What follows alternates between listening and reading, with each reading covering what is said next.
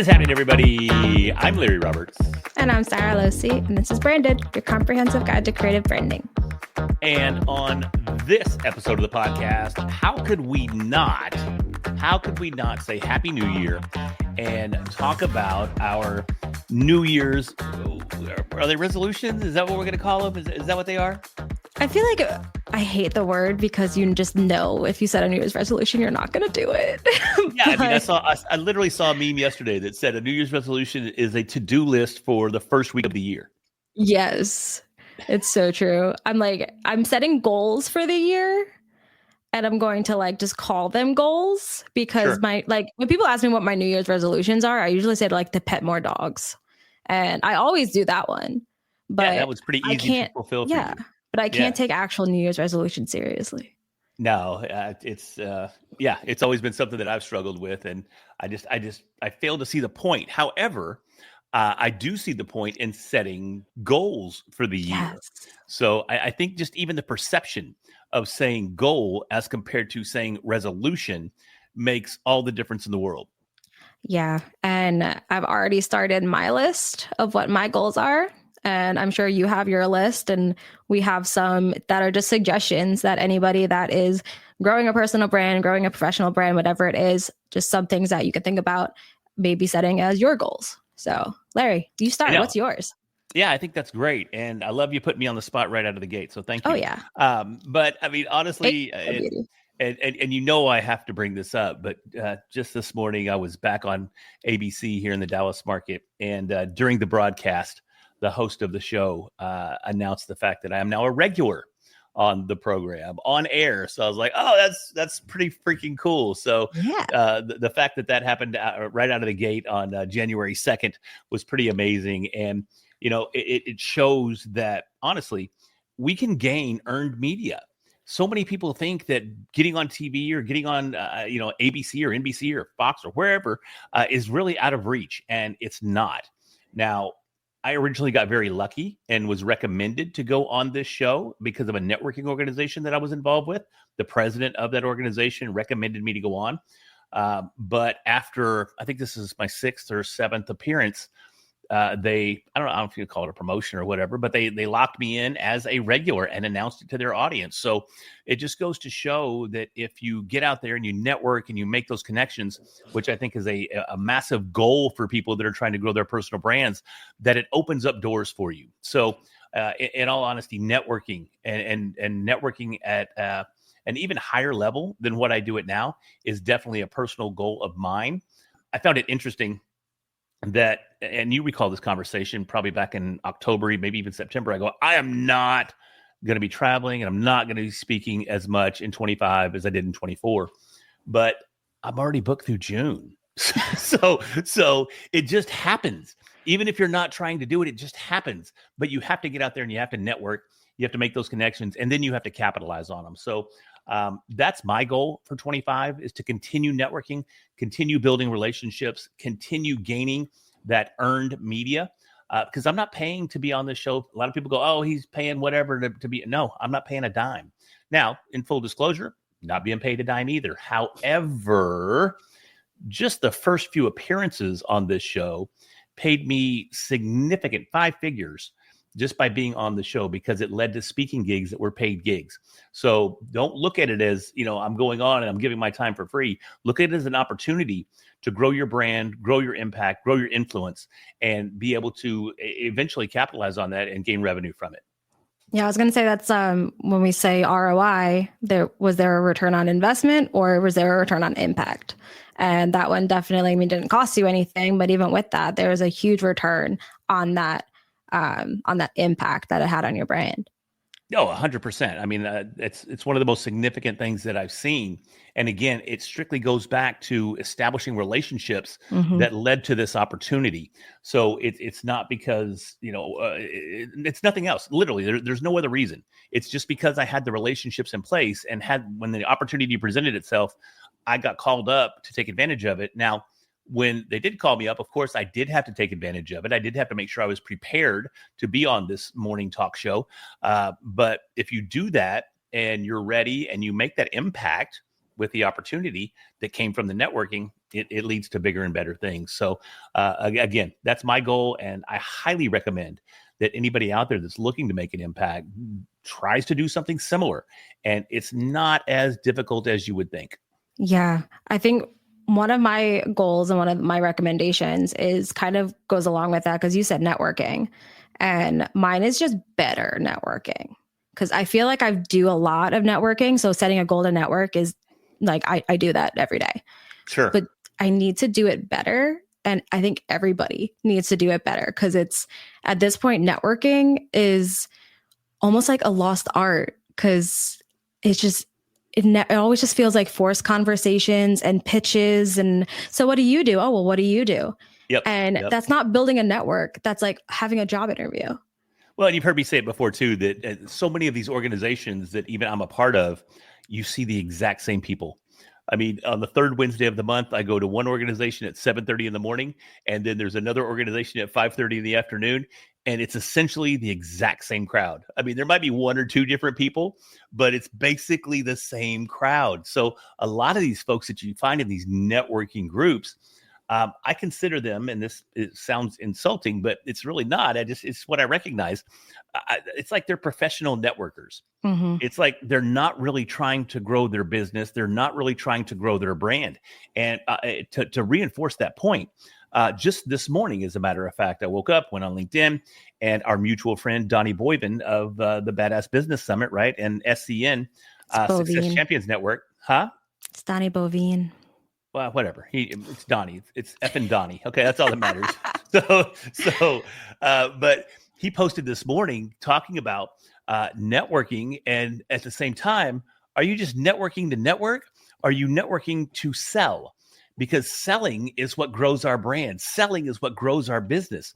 So it's great to get out there and shake hands and kiss babies and make all these friends and relationships. But if you're not converting that and doing better networking or more thorough networking, then really what's the point? And I loved that post this morning. I don't comment too often on people's posts, but I did comment on that one, because getting out there and networking and just shaking hands, it's an easy trap to fall into, because you'll, oh, I'm doing the work. Why aren't I making the money? Well, because you're not doing the right work. You're not doing better networking, which was your point to start with. So I love that. Yeah. And not to contradict Donnie, because I mean, I love him and what he does, but I don't think the selling part is really the focus unless it's selling yourself. And when I think of networking, I don't think of me selling. I think of like creating actual like relationships. And that doesn't have to mean like they're going to be my best friends, but like some kind of relationship that gets established. And one thing I actually learned from him and from his organization, Success Champion Networking, is you shouldn't have a goal to network with your target client.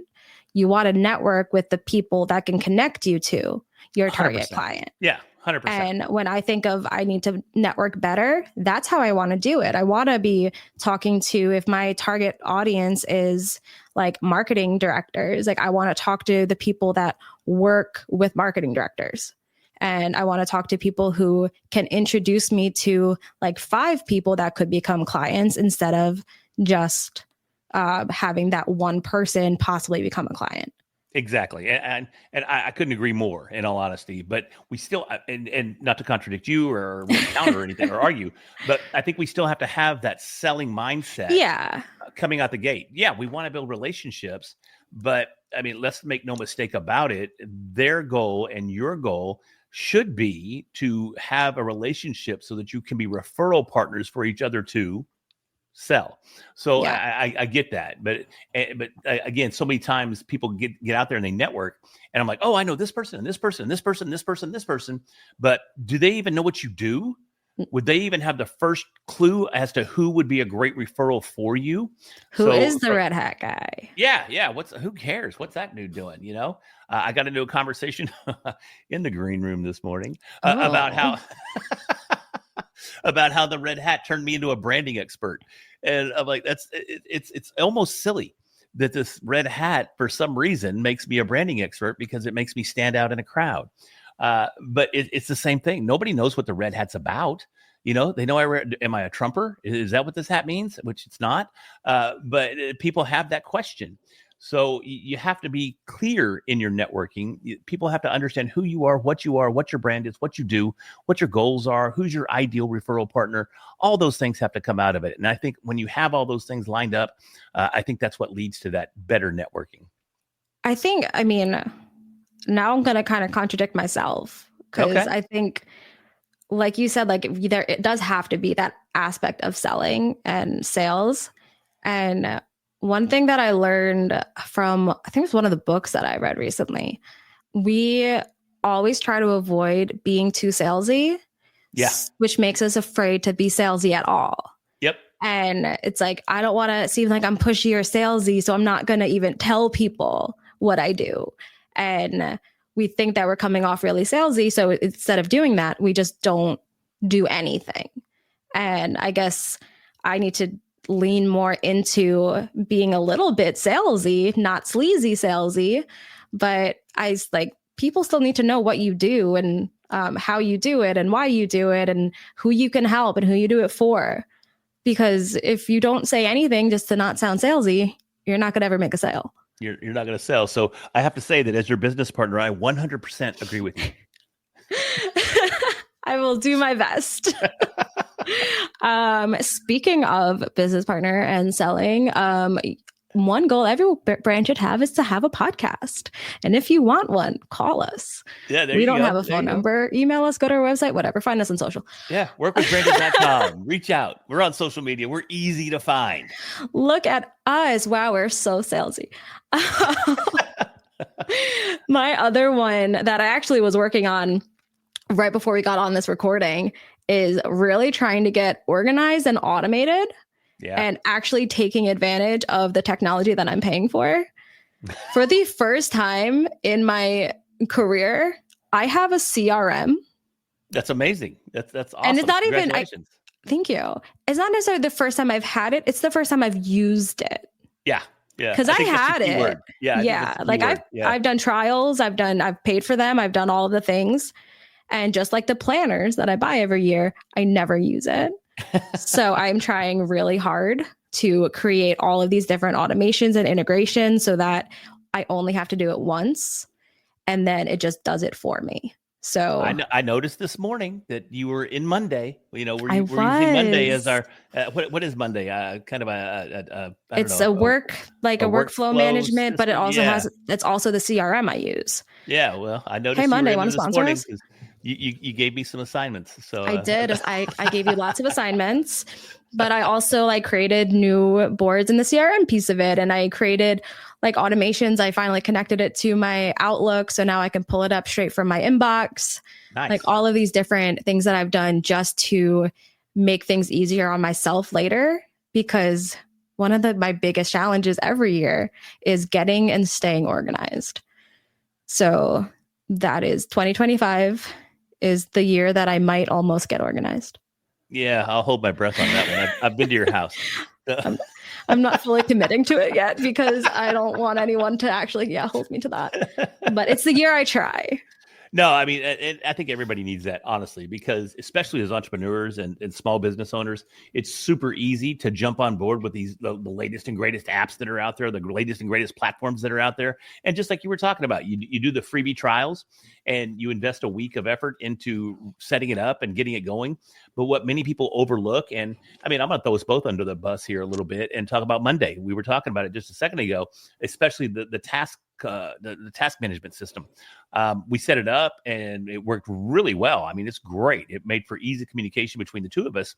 But the what people overlook is that it requires maintenance. Yeah, you have to go in, every once in a while. Maybe you do it monthly. Maybe it is what it is, whatever it is, whatever schedule works for you. But it requires maintenance for it to continue working. And a lot of folks overlook that aspect of it. And when it comes down to following through on the maintenance to keep you organized, to keep that communication flowing, it's very easy to go, oh my God, I don't have time for that. I do not have time to organize my life, to organize my business. I don't have time to set this up for another freaking month. But it pays dividends because it's so, I mean, it cuts down on communication between you and I. Not a lot because we still communicate quite regularly, but I don't have to call you and go, hey, Sarah, what are we doing for this client? Where are we at? Where are we at on them? I mean, what do they need? What do I, you don't have to do that because it's all right there. And it is super beneficial if you will commit in 2025 to finding a platform like a Monday, maybe, and a Monday's not a sponsor. It's just who we're using. So I'm going to see if they have an affiliate code, honestly. Yeah, I think it'd be amazing. Because we do love it. And if they give us an affiliate code, like use it. It would be great. 100%. But they are not sponsoring this. Yeah, no, but we just love the platform because it's very effective for what we do. Yeah. And whether it's a Monday or whether it's a go high level or whatever it is, whatever works best for you, understand that you need that. And in 2025, you need to make a commitment to having something like that. And you need to commit to maintaining it and consistently using it. And when you see that, your efficiency is going to go through the roof. I think my avoidance on them, I mean, part of it was I was personally victimized by Salesforce for so many years when I was in finance. But part of it is I do a lot of work on my own. And I'm like, why would I spend time creating a task list when I could just do the tasks on the list? So it always just seemed so silly. It's like an extra step. So it actually wasn't until you and I started being like, all right, we really got to get this organized. And it's no longer like me telling myself to do something. It's us together having a way to manage and communicate that really helped. But now I am trying to finally integrate it into the things I do on my own, but just not the same way that we use it. I'm finding other ways that it can keep me organized and on track that doesn't feel as pointless to me as just like, hey, Sarah, do that. Thanks, Sarah. Yeah, I know. I did that, because over the years, I've tried different methods of trying to get myself, before we were business partners, trying to get myself, and even maybe at the early stages of our partnership, trying to get myself organized and make sure I don't drop the ball here and I follow through on this and I reach back out and make contact with this potential sale. And I went out and I bought me this Cat Daddy whiteboard. And the coolest whiteboard markers, the coolest whiteboard erasers. And man, when it got there, I set it up and it was really big. It was much bigger than I needed. And it was in my studio and taking up a lot of space. So I'm pretty confident that when it got there, I mean, I filled it in and had all these cool tasks. And about 6 months later, it was the same tasks. Yep. Because I'm like, I was the same way. I didn't see a need for it. But in all honesty, I think if we both were to look back, we would see that. I'm looking right now, and I'm not in my studio. I'm a remote. We'll put it that way. And the studio that I'm in right now has a whiteboard sitting over here, and I don't think it's changed. I've been here about 6 weeks, and I don't know that it's changed in the 6 weeks. So I know we're not the call them out. I hope she's not listening, but we're not the only ones that do it. But what I have seen is that over time, and as your business continues to grow, and you gain more clients, and the complexity of your business increases, some sort of structure needs to be put in place, and you need to dedicate the time to maintain that structure down the road. And I think that's a great goal for 2025. Yeah, I think really though emphasizing that there is no one way to do it. Sure. I thought I couldn't get organized just because like my brain is so scattered. I have ADHD. I've tried so hard to be a planner girly. Like I really always just wanted to be a planner girly. I would buy the planner at the beginning of the year, all the stickers, and I would go through and add everything that was currently on my calendar. And that's the last time I would touch that planner. Yeah. I can't say I wanted to be a planner girly, but I did try the planner route. On multiple occasions. And I've tried the to-do lists. Yeah, all of it. A good friend of mine, she published an amazing planner and she gave me a free copy of it. And it was, it's like this thick and it had all this inspirational sayings like on every page. It? And, to never use it. Yeah. I don't think I wrote a damn thing in it, to be honest with you. It's super cool. She did a tremendous job on it. But yeah, I was like, oh, thanks, Casey. You're the best. And then it went, I think it's sitting in my closet, probably with all my other books that people give me. So, yeah, I think the most important thing, like the goal to set, is not just to like create the systems and get organized. It's to find the ones that actually do work for you and that actually are helpful. Because if it feels like you're just wasting your time, you might be. Like those task lists, the way that I was thinking I had to set them up, complete waste of time. it's going to take longer to create that task than it will be to do the task. 100%. So, but if you find the ways that actually do work and look at what it is that you're struggling with in your time management or your project management, and then specifically look for a solution for that, that is how you actually will take advantage of it. Cool deal. What's the next one, Sarah? Well, do you have another? I gave a lot of my goals. Well, no, I think before we hit record, I said, since I'm not in my studio and I'm not on my computer, I meant you would lead the conversation. Yours personally. Me personally would be, honestly, to gain more earned media. I mean, that's huge, because I've seen the impact of having earned media. I think that's a tremendous opportunity for business growth. Another goal of mine, honestly, and if you listen to the Bernie episode a couple of episodes ago, or it might have been the last episode, 1 or 2 episodes ago, where he was talking about it requires, in today's environment, it requires 12 to 15, maybe even more touch points with a potential client before you end up closing that client. And that really impacted me, because, and I even confessed it on that episode, I may touch a potential client 2 or 3 times. And they go, oh, well, guess they didn't want that. So my goal for 2025 is to wear people out. If there's an opportunity for us to do business together, I want to make sure they know that I know, and I want to be the one that they do business with. So my goal is to increase those touch points and to follow up often, and to follow up in different ways, whether it be text messages, whether it be DMs, whether it be emails, whatever it is. Follow up and make sure that these clients know that I'm genuinely interested in doing business with them, and I want to be the one that helps them grow their brand and their business. Yeah, I think before, when I was talking about like networking better and correctly, one of the things I really got to work on is actually following up. We all come home with those stacks of business cards that just sit there. I got better at actually adding them to a list and sending out a follow-up email, but that's the only one. Which you shouldn't be doing in the first place. They handed me the business card. They gave me permission to reach out to them. If they want to unsubscribe, the button is right there. I use that email list once a quarter, which I probably should use it more. That should be another goal. See, you just made another confession. Honestly, you just made another confession. Yeah. So. When do you send out emails? When I feel like it. When I remember. Yeah, when I just get inspired. I wake up one morning and that cup of coffee hits me just right, and I go, pour yourself a cup of ambition. Yeah. God, I need to be better. Settle down, Dolly. Settle down. But no, that follow-up piece of it is something that I'm so bad at. I don't like to be annoying. I don't like to be the first one to reach out. But see, I think that's, I'm bothering someone. I think that's our own negative self-talk. Oh, of course. Coming through and going, you're being annoying. You know what I mean? If you're going to be annoying, if you are annoying, they'll block you, or they'll whatever. You'll know. They will disconnect from you in some way, shape, fashion, or form. But you can't let that negative talk impact the way that you try to grow your business. And it's just absolutely critical that we overcome that. And you can call it imposter syndrome or whatever the heck you want to call it. Doesn't matter. You still need to follow up. And if somebody, who cares? Here's the thing. I'm always afraid they're going to send me back a nasty gram. Dude, leave me the F alone. Don't ever talk to me. And if they do, so what? Yeah.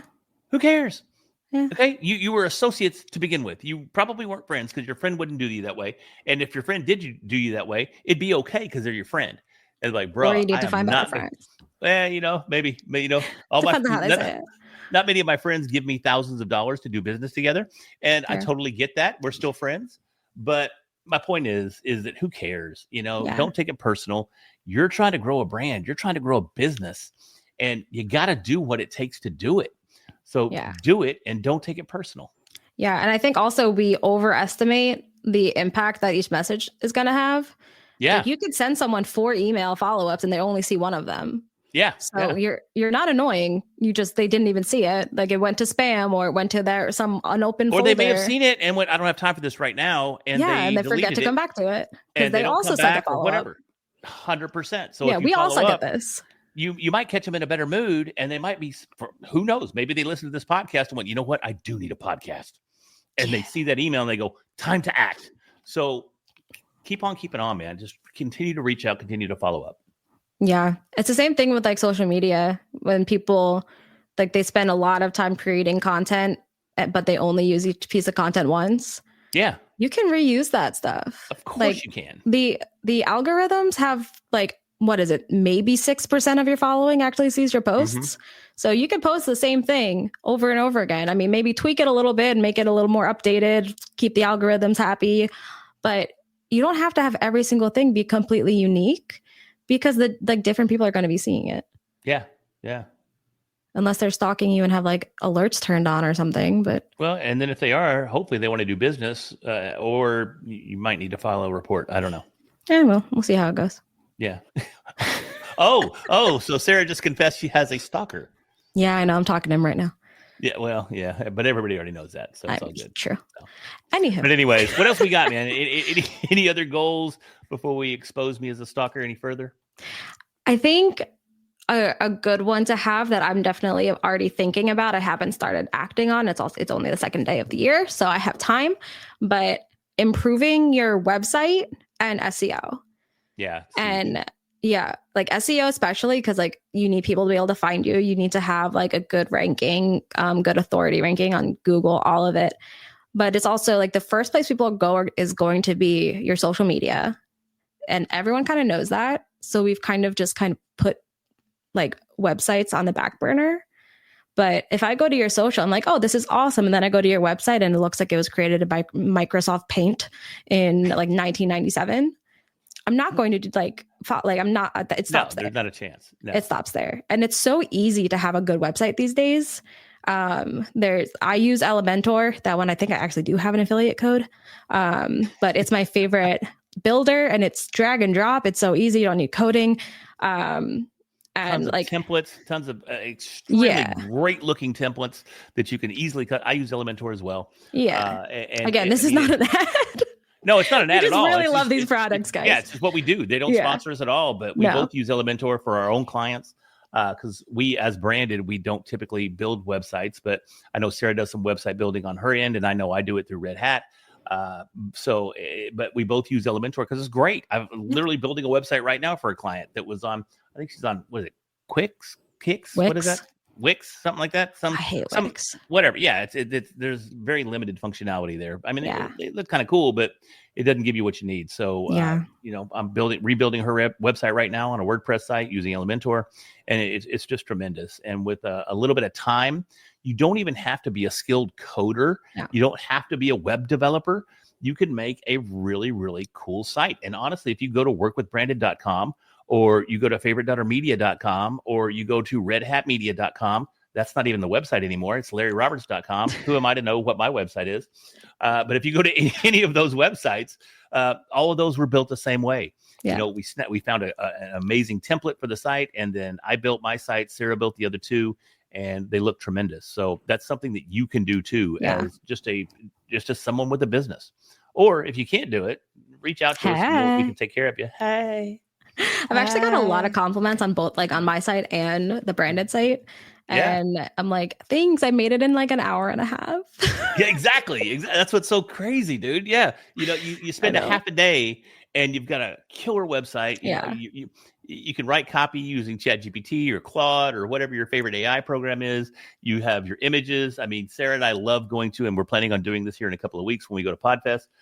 We love going to selfie museums, which gives you the opportunity to go into it's almost like a warehouse type environment where they have multiple sets set up that look really, really cool. And you can take selfies. So there's tons of opportunities there. And what's it cost, Sarah? It's like $50. Like $20 or $30 a person. And okay, yeah. So it's super don't cheap. Actually do it selfie unless you have like a tripod, like bring a friend. But that is such a great way to get branding photos. Oh, 100%. All of the photos that I have, my one headshot was taken by a professional photographer that I paid.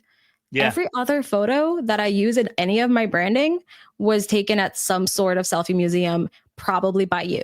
Yeah, most likely I took it. I don't know that I've seen any pictures that you use other than the one on the staircase there that I didn't take. So it's a perfect opportunity. So you don't have to spend hundreds and hundreds of dollars on headshots and branding shots. You don't have to do all that. Find a selfie museum. They're in every major city. There are probably even some in some of the smaller towns that are out there.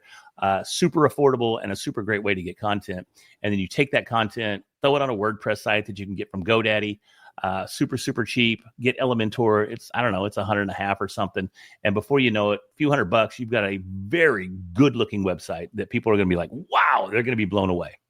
Yeah. People are really afraid of websites. And I used to work in advertising, and I would see the proposals go out for website project, and it's like $30,000. Oh yeah. Yeah. What? No. Like, so people think like they don't have the budget to actually have a good website.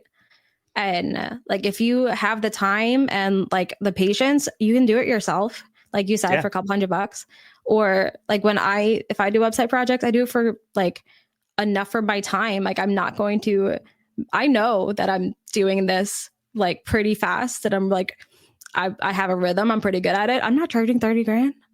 No, like, I'm not charging, dude. Because there's a lot of people. There's a lot of developers, quote unquote, like people like me that do it like pretty cheap because we know the easier ways to do it. Yeah, because you can. Yeah. I mean, that's it. And I was going to say that I think it was 3 years ago. I paid $11,000 for a freaking website, and it sucked. It was horrible, and they fired me as a client because they were so bad that they got tired of me bitching all the time because it was horrible. I'm like, you guys are providing a shitty service. This is not. I paid $11,000, and this is what you give me. So yeah, it didn't work out at all. And I mean, if you want to pay me $11,000, you'll have an amazing looking website. Pay me half of that. Yeah. Unless you want to pay me $11,000. Pay me a quarter and we'll work it out. You know what I mean? Pay me a quarter of that. And the amount of bad websites I've seen that are professionally done though. Like I'll have someone like they're in like finance, they're self-employed, like tax consultant or something. Sure. And they're older. They have no experience in marketing. So they trust whatever company comes up first on Google. Yep. And they have them build a website, and it looks like trash. Yep. And any small change would be like, hey, just heads up, there's a typo here, or I think you should update your headline to this. It might help a little bit. They're like, oh, well, I have to put in a request form for that. Like, that's how this company was that I hired, and I'm almost putting them on blast, but I'm not going to do it. Code conspirators. So, anyways, I wouldn't have put them on blast, but they still email me. They still have the audacity to email me, trying to sell me stuff. So I'm like, stop. Screw you guys. Yeah. So anyways, but yeah, I mean, it's super simple, and we can help, or you can help yourself. Believe me, it's really not. You can DIY a really nice website. I promise. Not nearly as daunting as you would think. So I think that's a great goal as well. So we've got improve your website or build one. We've got get more organized, use some kind of system, network better, follow up.